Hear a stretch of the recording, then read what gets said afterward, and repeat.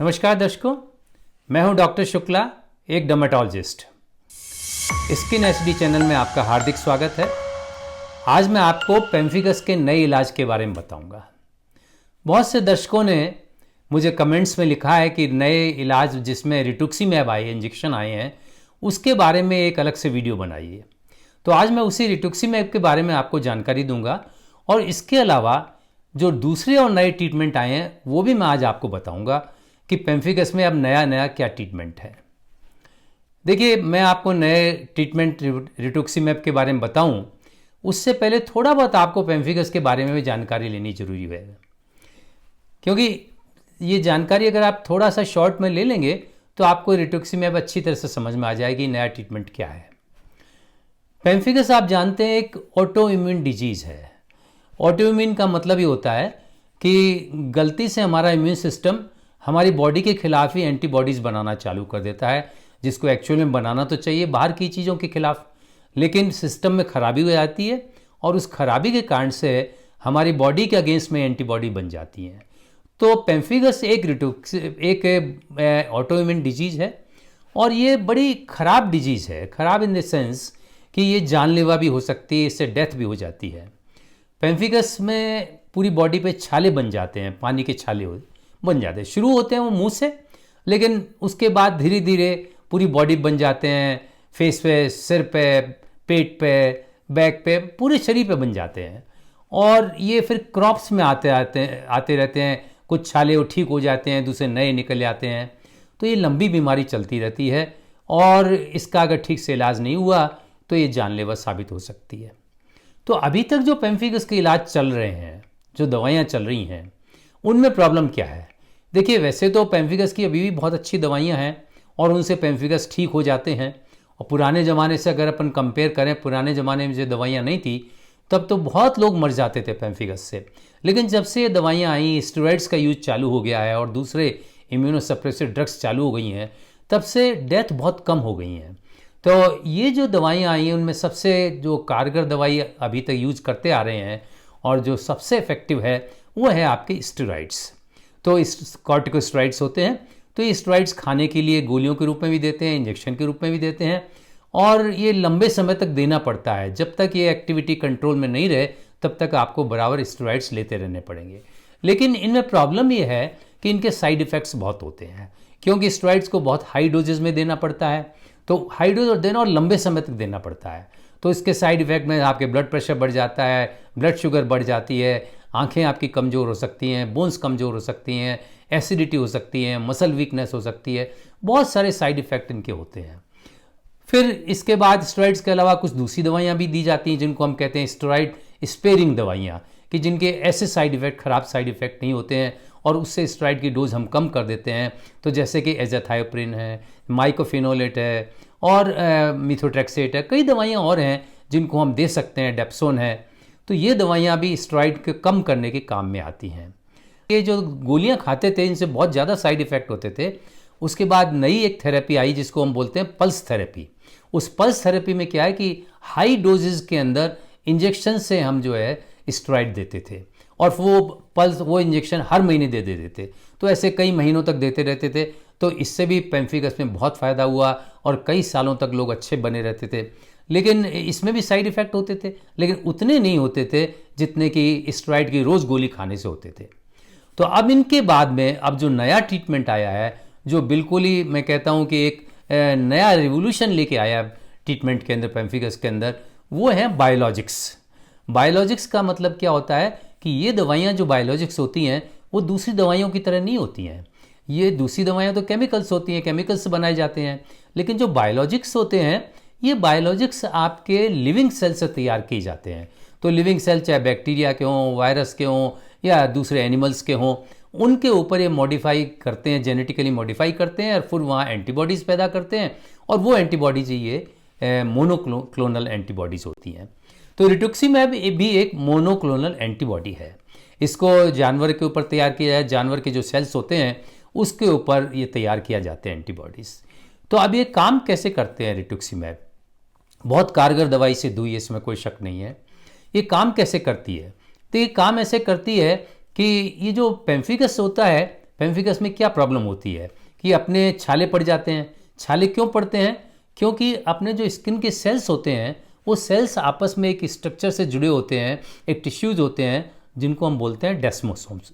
तो इन डेस्मोसोम्स के अगेंस्ट में ही पेम्फिगस के अंदर एंटीबॉडीज बन जाती हैं।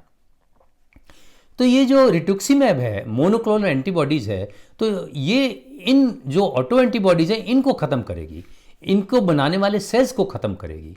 तो इनको कौन बनाते हैं? ये जो मोनोक्लोनल, ये जो एंटीबॉडीज बनती हैं, जो अपने स्किन सेल्स के अगेंस्ट में ऑटो एंटीबॉडीज बनती हैं शरीर के अंदर, वो कहाँ बनती हैं?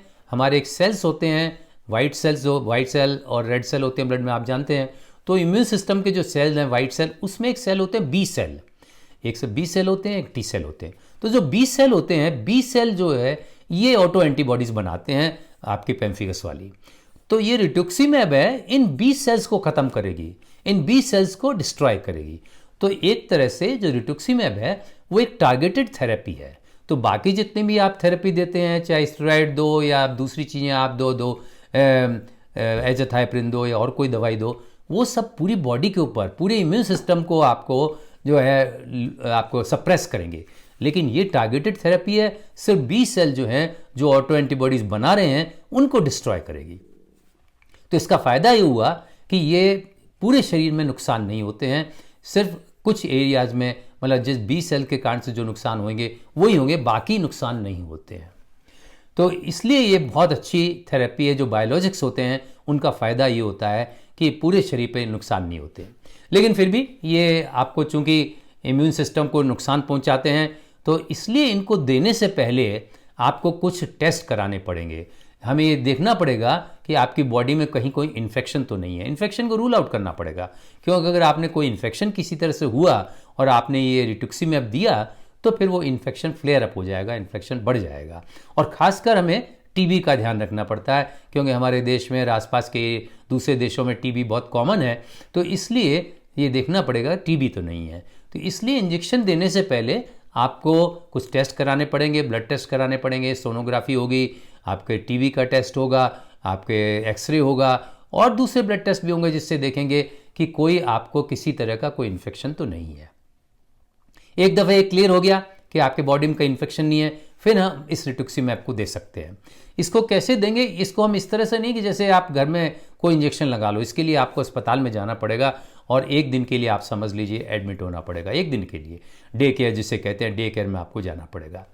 तो इसके लिए आपको जो ग्लूकोज की बोतल होती है या सलाइन की बोतल होती है, जो 500 मिलीलीटर की बोतल होती है, उस बोतल के अंदर रिटुक्सीमैब डालना पड़ेगा। 1 ग्राम रिटुक्सीमैब उस बोतल के अंदर मिला दीजिएगा और वो मिला के और वो आईवी ड्रिप के द्वारा आपको दी जाएगी और वो बहुत स्लो दी जाएगी। वो एक बोतल ख़त्म करने में 5 से 6 घंटे का टाइम लगेगा।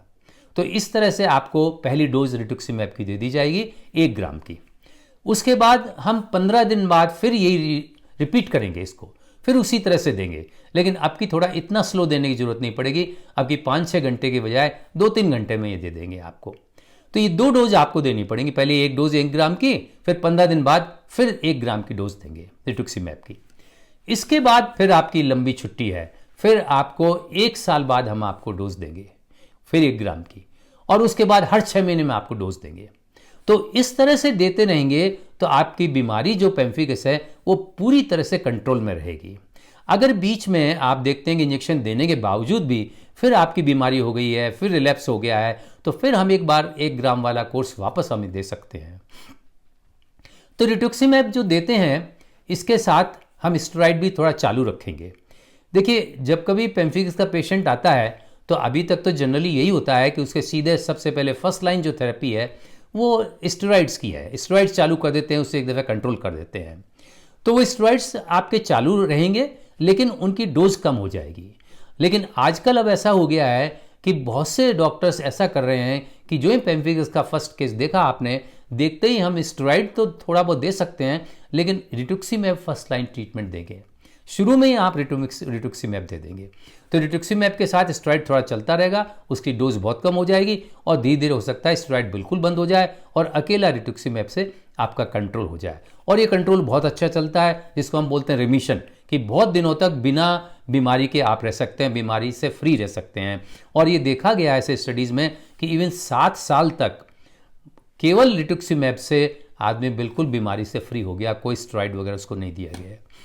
अब रिटुक्सीमैब के बाद और कुछ नई दवाइयाँ भी आ गई हैं पेम्फिगस के लिए, वो भी बहुत अच्छी कारगर दवाइयाँ हैं और इनसे और इम्प्रूवमेंट कर दिया गया रिटुक्सीमैब।